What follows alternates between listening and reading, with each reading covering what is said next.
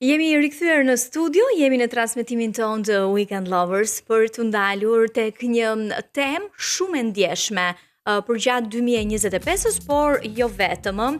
Do të flasim pak për të rinjt, se sa po kujdesen për shëndetin mendor, sa rëndësi po japin prindrit shëndetin mendor të rinjve, por jo vetëm, për çfarë po flasin sot çiftet e reja dhe cilat janë ato problematika që po i çojnë drejt divorceve në bazë të dhënave të fundit.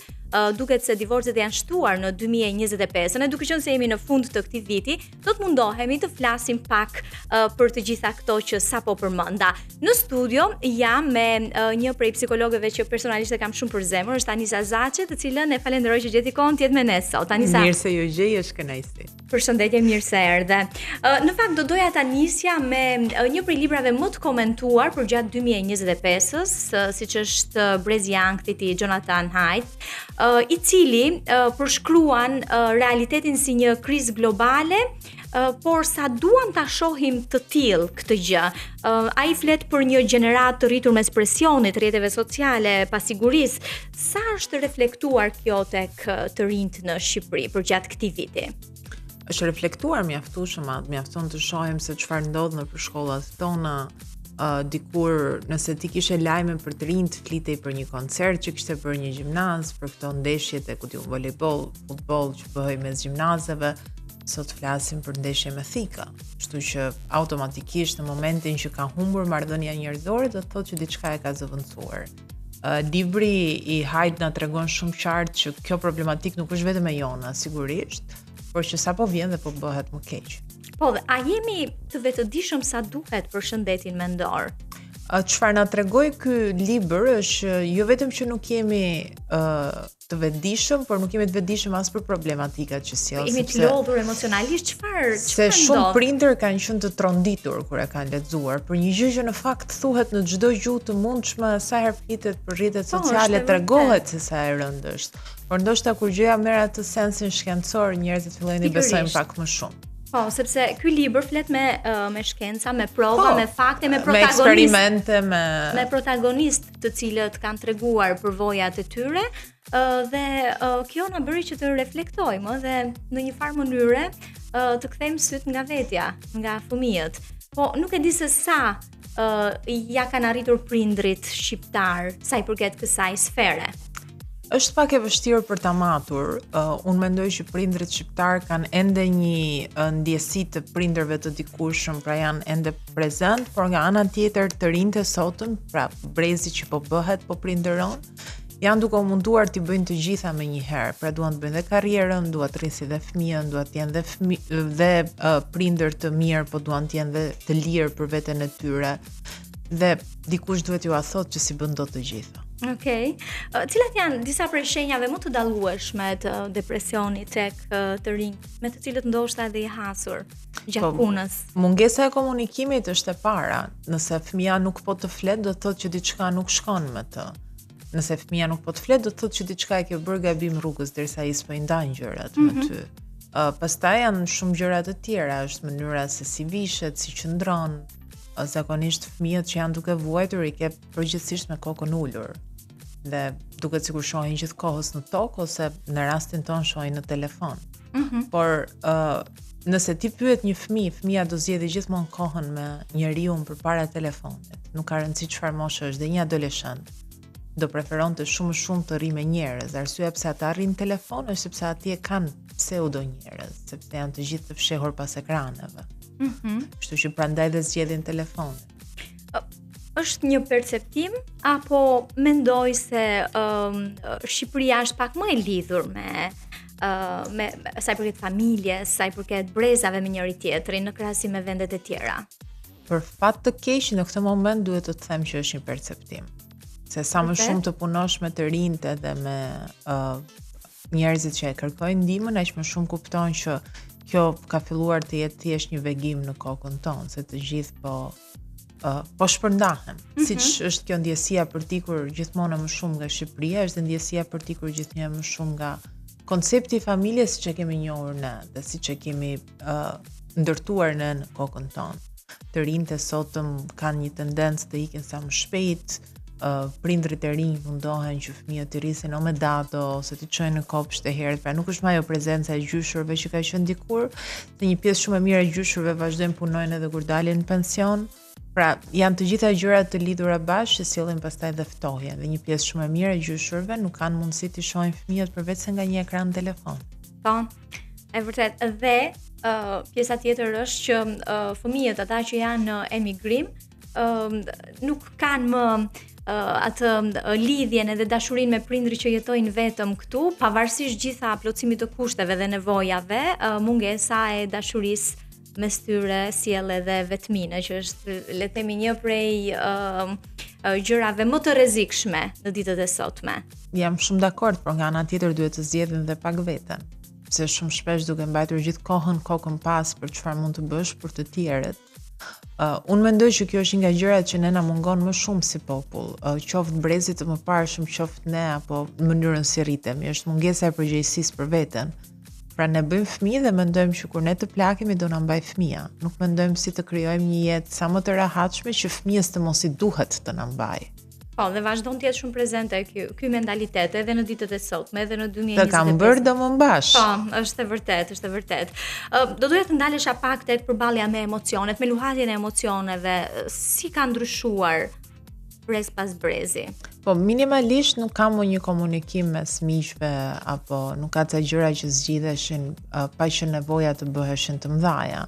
Sot njerëzit janë gjithnjë më shumë vetëm. Dhe po je vetëm, gjithë dhimbja apo pakënaqësia, ose do plasi brenda teje, dhe po plasi brenda teje, do vi një moment që do shfaqet, herë si smundje fizike dhe ndonjëherë mund të ndodhë edhe një thyerje, një breakdown nervor.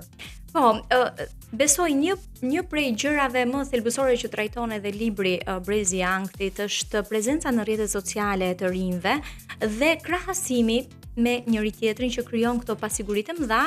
Pasojat më pas janë ankthi, depresioni, atak paniku e të tjera si këto. Çfarë mund të bëjnë prindrit në këtë rast? A janë aq të fuqishëm sa t'i shmangin në rrjetet sociale tek fëmijët e tyre? Ja, nëse kanë dëshirë janë, mjafton të kalojnë kohë me fëmijët e tyre. Mjafton të jenë prezent. Dhe ajo që po ndodh sot në rrjetet sociale dikur ndodhte në përgjimnaze, në grupe, pra krijoheshin klika popullore, klika ndoshta pak gangstere, po krijoheshin grupe. Sot nuk ka më grupe, ka individ. Dhe në momentin që humb ndjesia e grupit dhe ndjesia e të ndenjurit me të barabartët, nuk ka askush të thotë shiko se po bën gabim. Pra sot rrjeti social të çon në ekstreme, ose të adhuron kot, ose të shan kot. Pra nuk ka një arsye. Dikur kur ti je në grupe me njerëz je ballë për ballë, dikush mund të thotë, "Ok, mos i fol ashtu, mos e bëj këtë, kjo është keq, kjo është mirë." Ka një koment pak më të mirëqen, më me bazë. Po Anisa, po është diçka. Nëse djali im 10 vjeç më thotë që sonte do të lozim online me shokët e klasës, dhe nëse unë i them jo, ai e shpreh në mënyra të ndryshme nervozizmin e tij përse po diferencohet nga ky grup. Dhe një prej zgjidhjeve që Jonathan Haidt sugjeron tek libri Brezi i Ankthit në përshkolla thoshte që të bëhen komunitete të prindërve, të cilët në një klasë të caktuar ju hiqnin të gjithë telefonat fëmijëve të tyre që të mos e ndjenin këtë nervozizëm për cilin po flas. Çfarë ndodh në këto raste? Patjetër që një fëmijë që po diferencohet nga grupi do ndihet nervoz në fillim.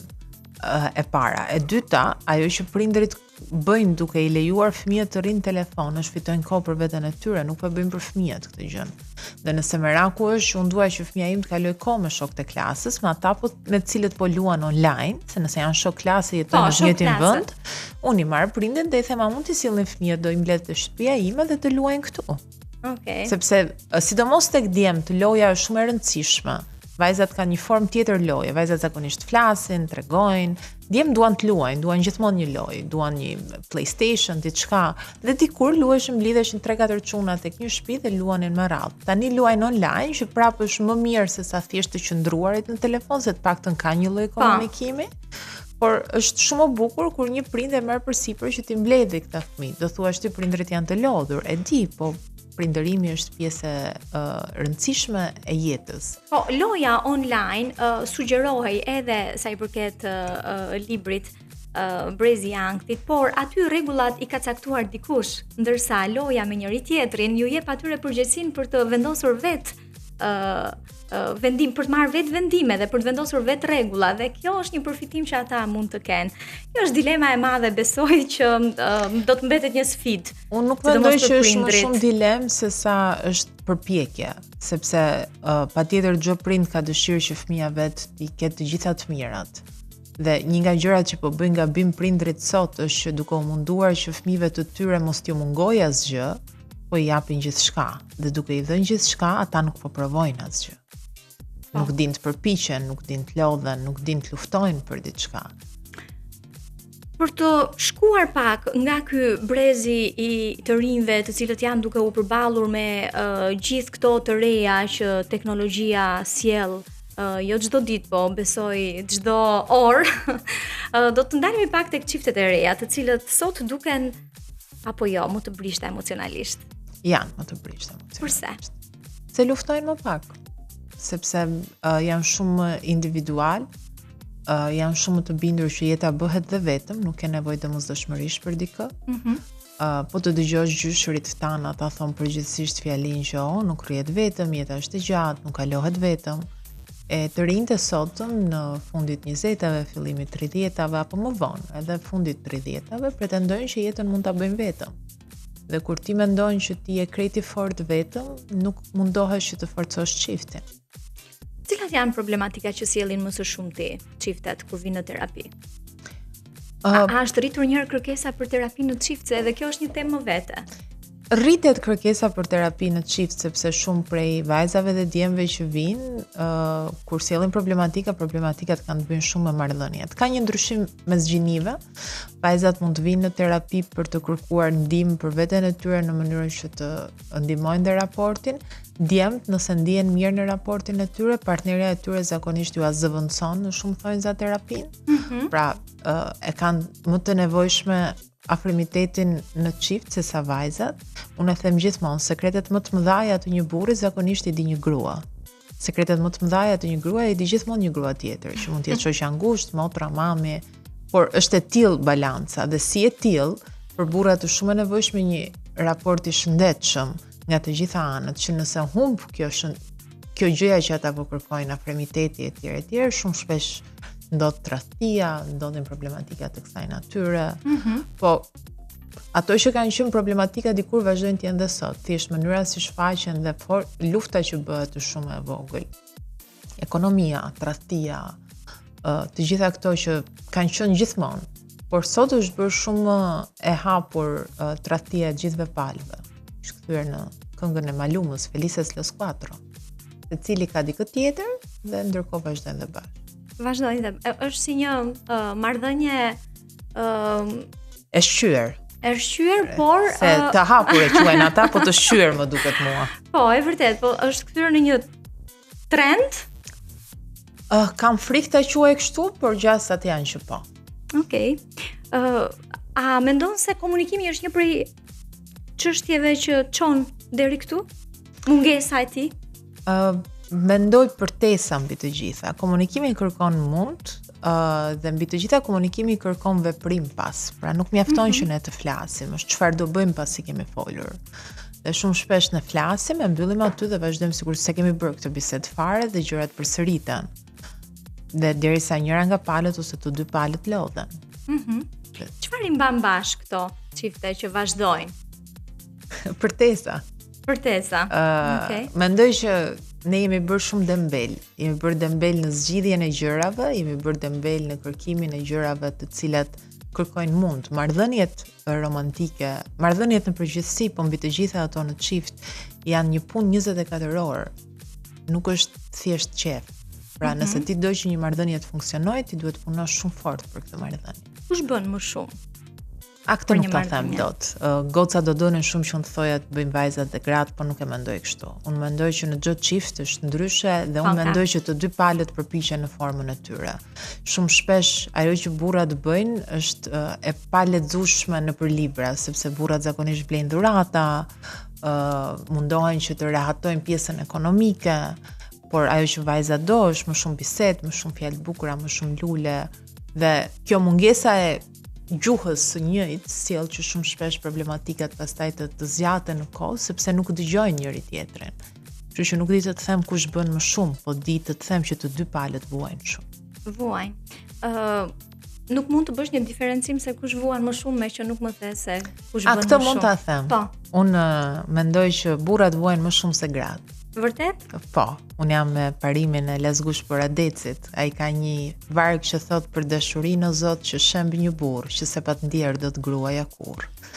Burrat janë shumë të ndjeshëm, por duke qenë se ne I kemi edukuar në formë të ashpër, nuk din të shprehin ndjeshmërinë e tyre. Dhe përpasoj zakonisht vuajtja e tyre shkon pa folur. Dhe në momentin që bëhen vulnerabël, shumë shpesh vajzat dhe gratë nuk I pëlqejnë këtë vulnerabilitet, kërkojnë atë ashpërsinë me të cilën janë mësuar. Dhe kjo sjell që të ketë një disbalans në momentin që marrëdhënia duhet të shkojë përpara. Kështu që plus që vajzat kanë forma të ndryshme për ta shprehur vuajtjen, e bërtasin, ne jemi të zëshme, jemi vokale për vuajtjen tonë, ja themi shoqeve, ja themi terapistes, e themi në Instagram, postojmë quotes, bëjmë shumë gjëra. Ata jo. Okej. Do doja thoja, nëse një çift shkon drejt divorcit, do shihet më shumë si një dështim, një marrëdhënie, apo mund të shihet edhe si një shërim për çiftin? Në fillim është një dështim. Pra, tek ata të dy vjen si një dështim. Dhe ndjejnë si të tillë dhe vuajnë si të tillë. Në varësi të çfarë ndodh pas divorcit, pra si arrin ta menaxhojnë sidomos kur ka një fëmijë prezant, aty kuptojmë nëse ka qenë shërim apo nëse kemi ndonjë shans për rikthim fund-fundit. Të ka ndodhur që janë rikthyer çifte? Ndodh që rikthehen, por varet në çfarë moshë janë rikthyer. Pra, nëse rikthehen thjesht sepse ndjejnë mungesën e njëri tjetrit apo atë ndjesisë së familjes, apo rikthehen sepse të dy kanë punuar me veten për të rikthyer. Po zakonisht kur arrin puna tek divorci, shumë të rralla janë rastet e rikthimit. Mënyra se si e shohin divorcin femrat dhe meshkujt, mënyra se si e përjetojnë, a janë të ndryshme? Janë të ndryshme. Njësoj siç përjetojnë dhe vuajtjen emocionale, ashtu edhe pjesa e divorcit përjetohet në forma të ndryshme. Burrat zakonisht kanë një tendencë të sillen më moskokçarës ndërkohë që divorci përndodh. Dhe gratë janë më të zëshme për lodhjen që kjo gjë sjell, po në kohë të gjatë të dy përjetojnë të njëjtën vetmi, të njëjtën ndjesi derisa mësohen me realitetin e tyre të ri. Tani, kush është iniciatori kur shikon se diçka nuk po shkon në çift për të ardhur dhe për të kërkuar ndihmë? Gratë, gjithmonë gratë. Ne jemi ato që ndezim alarmin kur shohim që gjërat nuk shkojnë. Shumë shpesh burrat vinë në terapi vetëm sepse ju ka kërkuar partnerin. Okej. Burrat shihen si një qenie e thjeshtë në krahasim me gratë? Janë të thjeshtë, nuk janë të komplikuar, nuk janë të zakonisht e thon shumë qartë çfarë duan. Ata duan të mos ankohesh, ata duan të kenë kohën e tyre për lojë. Nuk ka rëndësi mosha për këtë. Ata duan që të ketë qetësi në shtëpi, I bezdisin argumentet e shumta, fjalët e shumta zakonisht, se ke burra që flasin më shumë se gratë për fat keq në kohët që jetojmë. Kështu që janë më të thjeshtë. Ne jemi një çik më të komplikuara, ne shpesh as vetë nuk e dim çfarë duam, kur e duam, si e duam, pse e duam. Kështu që jemi më të komplikuara. Kemi bërë një bisedë përpara se të realizonim këtë intervistë me Anisën dhe më ke thënë diçka, nëse meshkujt thonë që nuk po mendojmë asgjë. Nuk po mendojnë asgjë, është e vërtetë. Si është e mundur? Sepse truri I tyre funksionon në formë më matematikore se ne. Okej. Nuk shohin shumë ngjyra, siç edhe nga natyra ata kanë një kone më pak dhe dallojnë më pak ngjyra, edhe në biseda, nëse ti I thua që unë nuk kam asgjë, I thot okej dhe vazhdon jetën. Ndërkohë që ti po pret që ai të të pyesë, po çka ke, po se si je? Ti I ke thënë asgjë, dhe për atë është asgjë. Kjo është një prej atyre kleçkave që nisin debatet, ë? Nisin debate shumë të forta, sepse ne pretendojmë që duke qenë se ne po thamë që s'kemi asgjë, në fakt kemi diçka, e njëjta gjë ndodh dhe me ta. Ata janë më të thjeshtë, nëse ka diçka mund të thonë edhe nuk dua ta flas tani, se vërtet nuk duan ta flasin, ose ti duhet I lusësh që ta flasin. Okej. Këtu po flas përparimisht si funksionon mendja njerëzore e një burri apo e një gruaje, sepse sot që flasim shumë gjëra kanë ndryshuar. Për shkak të tyre modeleve të reja që ne po jetojmë, shumë shpesh mënyra se si burrat sillen ka shumë tone feminile. Por zakonisht kur ata thonë që nuk dua ta flas tani, nuk duan ta flasin tani. Nëse ata thonë që nuk po mendoj asgjë, nuk po mendojnë asgjë, nuk po të fshehin diçka, nuk po bëjnë asgjë përtej kësaj. Ama nëse ti vazhdon dhe kërkon vazhdimisht një gjë që nuk ekziston, gjasat janë që do nisi një debat që nuk duhet ishte aty fare. E vërtet, po kjo është qetësi dhe jo shmangje emocionale e tyre? Po ndonjëherë është dhe shmangje emocionale, po ajo është mënyra si ata funksionojnë. Ti nuk i bën dot me zor të ndjejnë emocionet apo të flasin për emocionet kur ata nuk e njohin emocionin aty. Dhe mbi të gjitha ti nuk e bën dot qenie njerëzore të shkojnë në një nivel më të lartë analize nëse po e vendos në siklet. Duhet të ndihet komod në mënyrë që të shkojë më tej në analizë. Nëse një çift vjen në terapi, cili është ai që ankohet më shumë dhe cili është ai që i fsheh emocionet? Zakonisht gratë vinë Largohen nga emocionet. Zakonisht gratë vinë më të zëshme për gjërat që nuk shkojnë.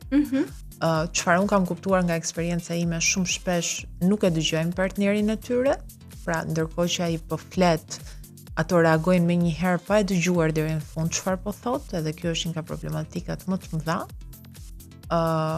Dhe nuk din t'i lexojnë emocionet e burrave, sepse vinë zakonisht shumë ndryshe emocionet e burrave nga ato të grave. Dhe mënyra si i shprehim janë të ndryshme dhe përpasoj gratë pretendojnë që mënyra si ato i shprehin emocionet janë më normale në shumë thojza, që në shumë raste është, por duhet të mësojnë të lexojnë pak gjuhën e tjetrit, që shumë shpesh nuk e lexojnë dhe aq mirë. Po, dhe këtu mund të themi që femrat lodhen më shpejt emocionalisht? Lodhen sepse përpiqen shumë gjithkohë. Pra përpjekja e vajzave. Sepse meshkujt e kuptojnë vonë krizën? Përveç se e kuptojnë vonë, për një kohë shumë gjatë nuk mendojnë që ka diçka që nuk shkon. Pra shumë shpesh burrat nuk e kuptojnë që gruaja e tyre është lodhur duke zgjedhur gjithmonë ajo vendin ku do shkojnë për pushim. Është lodhur duke qenë gjithmonë ajo që thotë do ikim të ham një darkë. Nuk e kuptojnë që ajo gjëja që ata po bëjnë, që thjesht po e paguajnë udhëtimin apo darkën, nuk mjafton. Se shumë gra do ishin të gatshme të paguanin më shumë, thjesht ta kishin një gjë gati. Okej. Dhe duke mos kuptuar gjëra kaq të thjeshta, patjetër edhe më të komplikuara të bëhen dhe më të mëdha. Okej. Është e komplikuar marrëdhënia, ti i shikon çdo ditë përballjet e gjinive në terapi që vijnë aty. Edhe një pyetje do doja të bëja sa i përket divorceve. Kush tradhton më shumë me kë? Pyetja $1.000.000 që të kisha unë këtë përgjigje, kush e di ku do ishim. Mendoj që sot që flasim të dy palët tradhtojnë. Janë shtuar shumë tradhtit ku burrat e martuar tradhtojnë me gratë e martuar. Okej. Patjetër në kohërat që flasim ka shumë tradhti dhe brenda të njëjtës gjinie. Pra burrat e martuar që tradhtojnë me burra të tjerë. Okej. Më pak gratë e martuara me vajza të tjera, po ekziston dhe kjo. Okej. Që të gjithë palët po tradhtojnë dhe për sa kohë tradhtojmë me njëri tjetrin, jemi të gjithë në të njëjtën vallë. Dhe për sa kohë njerëzit që janë vetëm nuk do marrin përgjegjësinë e tyre për sa i përket marrëdhënieve në të cilat ata hynë duke qenë koshient që ka një marrëdhënie, kjo gjëja do vazhdojë dhe është një histori e vjetër sa vetë bota dhe sa vetë jeta dhe do vazhdojë të jetë kështu. Dy pyetje të shkurtra sa i përket marrëdhënieve. Dashuria sot, kush ikën i pari? Burrat. E vërteta për atë dhomën bosh të meshkujve, në mendjen e meshkujve. Cila është? Është një dhomë bosh. Ata kanë aftësinë ta çojnë trurin e tyre bosh. Ne ka qenë një stand-up comedian që e ka thënë një herë, truri grave është një tufë me tela dhe ka gjithmonë një tel që po shkon dhe një tel. Truri burrave është një tufë me kuti. Nga ata shkojnë te një kuti, hapin kutin, mbarojnë punë, mbyllin kutin, shkojnë te kutia tjetër dhe një nga kutit është bosh. Okej. Aty gjejnë relaksin e tyre? Çfarë ndodh? E çojnë trurin e tyre bosh, mundësisht luajnë ato momente, është një lojë telefon, është një lojë PlayStation, është një shah, një tavull, është një lojë zakonisht që i shoqëron dhe është një moment ku ata vërtet nuk mendojnë për asgjë. Sepse në momentin që mendojnë, nuk është se janë më pak, nuk është se lodhen më pak se ne. A do donim ta Mendojnë për kishim dhe ne familjen. një dhomë të tillë? Mua më duket e mërzitshme në këndvështrimin tim. Gjithashtu. Unë nuk do ta doja, por Gjithashtu. është zgjedhje personale. Unë personalisht nuk do ta doja. Çuna qetësoni. Okej, kam dhe disa pyetje të shkurtra sa i përket brezit të ri për cilën folëm në hyrje të kësaj interviste. A është brezi i ri emocionalisht më i dobët apo është thjesht më i sinqert? Të dyja. Ne i kemi dobësuar brezin e ri, sepse unë nuk mendoj që marrëdhëniet njerëzore, qofshin këto me fëmijë, me tritur, me këdo, mund të jenë korrekte. Pra ti nuk mund t'i drejtohesh një fëmije që po ulëret dhe po qan pa e ditur as vetë pse, që e kuptoj që ndihesh keq. Po, mund të rish aty me të presësh sa të qetësohet dhe të tentosh ta ndihmosh që ky njeri, bebe, fëmijë çrëndsi ka, të kuptoj çfarë po ndjente dhe të mësoj të vetë rregullohet emocionalisht. Për shkak të gjithë gjërave që ka kaluar brezi që është sot prindër, është munduar që fëmijëve të tyre t'ju lehtësoj jetën sa më shumë. Okej. Se edhe ças lexojmë dhe gjithandej është dikush që jep një ide si duhet prindëruar. Unë mendoj që njeriu më i mirë për të marrë këshilla për prindërim është partneri me cilin e ke bërë fëmijën. Sa e dini ju të dy fëmijën që keni bërë, nuk do e di asnjë psikolog në këtë planet, sidomos kur je i impenjuar dhe do ta bësh më mirë, se patjetër ka prindër problematik sa duash, prindër dhunshëm, prindër që s'duhet ishin bërë prindër etj. Por duke i llastuar në këtë formë kaq shumë fëmijët, ju kemi hequr aftësinë që ata të mësojnë të vetë rregullohen emocionalisht, se dhe ne vetë nuk e kemi aq shumë aftësinë për të vetë rregulluar emocionalisht. Dhe kjo sjell që ata të jenë pastaj më të dobët, edhe përpasoj kur ti nuk mëson të vetë rregullohesh emocionalisht, nuk mëson asaj gjëra gënjeshtra është aftësi në fund të ditës. Jo gjithmonë është diçka e keqe, ndonjëherë të duhet, se nëse ti je në një intervistë pune për t'u bërë, ku diun, ushtari NATO-s dhe thua prit se kam emocione, nuk do ta kalosh kurrë atë intervistë pune. Dhe nëse ke emocione në intervistë pune, çfarë do ndodhi kur ti je në fushë betejë? E vërtet. Pra, po rrisim fëmijë më të dobët dhe më të pasigurt? Po. Okej. Rrjetet sociale janë një ndihmë apo shkatërim emocional? Nëse dim të shfrytëzojmë, mund të bëhen një ndihmë. Për momentin janë shkatërim.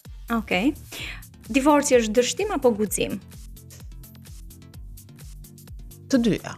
Është guxim në momentin që ti e kupton që marrëdhënia nuk po funksionon, po mbetet dështim se një marrëdhënie nuk po funksionon, ka dështuar. Okej. Terapia është luks apo domosdoshmëri në Shqipëri? Në Shqipëri është luks. Është luks, ende. A jemi sot më të vetmuar se kur, Anisa? Po, për fat keq po. Çfarë mund të bëjmë për këtë? Të rrimë njerëz, të flasim më shumë, të lexojmë më shumë poezi, të dëgjojmë më shumë këngë të bukura. Atë që është bërë gjithmonë, të dalim, të komunikojmë, të mos presim që telefoni do jetë ai që do na sjellë gjithçka që duam, po të shkojmë dhe ta kërkojmë atje jashtë ku jeta ndodh, se nuk ka rëndësi çfarë ndodh me teknologjinë, jeta do ndodhë gjithmonë jashtë. E vërtet. Çfarë po i dëmton më shumë çiftet e reja sot me dy fjalë dhe një këshill nëse do doje? Po i dëmton individualizimi, pretendimi që mund t'ja dalin vetëm jetës. Njeriu ka nevojë për njeriun dhe patjetër marrëdhënia romantike është forma më sublime e krijimit të familjes.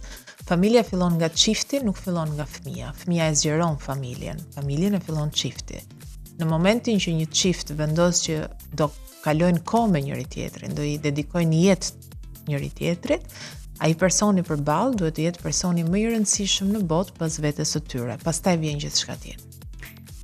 Ne jemi në minutat e fundit të intervistës dhe jemi në fund të dhjetorit pothuajse. Jemi drejt javëve të fundit të dhjetorit dhe drejt javëve të fundit të 2025-s, cili do të ishte një urim për gjithë ata që janë duke na ndjekur tani, si për të rinj, si për prindrit, si për çiftet e reja, si për ata që janë në një krizë momentalisht. Uroj shumë që në ditët e tyre më të vështira, dritat ju vi gjithmonë nga dashuri. Okej, kjo është shumë e bukur. Anisa, të falenderoj shumë që ishe në studio edhe të uroj gëzuar festat. Besoj në Shqipëri do i kalosh apo? Patjetër që po. Kam kaluar mjaftueshëm kohë këtë vit jashtë Shqipërisë, kështu që do ta shfrytëzoj në maksimum kohën këtu.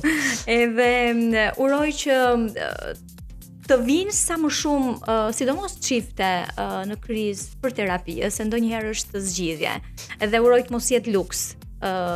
Uroj në të shumë që ardhmen kjo edhe gjë. ata vetë ta konsiderojnë në këtë formë. Pikërisht. Unë të falenderoj shumë për ftesën dhe uroj të keni festa sa më të gëzuara të gjithë. Gjithashtu, shumë faleminderit dhe pa diskutim, do doja që ta mbyllja edhe unë me diçka sa i përket shëndetit mendor, që nuk është luks dhe nuk është dobësi, është mënyra se si zgjedhim të jetojmë me veten, por edhe me të tjerët. Dhe ajo çfarë sugjeron libri për cilin folëm që në nisje të kësaj interviste, është që prindrit të insistojnë sa më shumë që fëmijët e tyre t'i nxjerrin jashtë në obor, të vriten, të lozin, të provojnë veten edhe me lojra të rrezikshme, por me praninë e prindërve aty. Kjo është zgjidhja dhe mënyra më e mirë për t'i rritur të sigurt, të shëndetshëm edhe për të fituar atë përgjegjësinë e tyre. Ne do të bëjmë një shkputje muzikore dhe do të rikthehemi sërish në studio.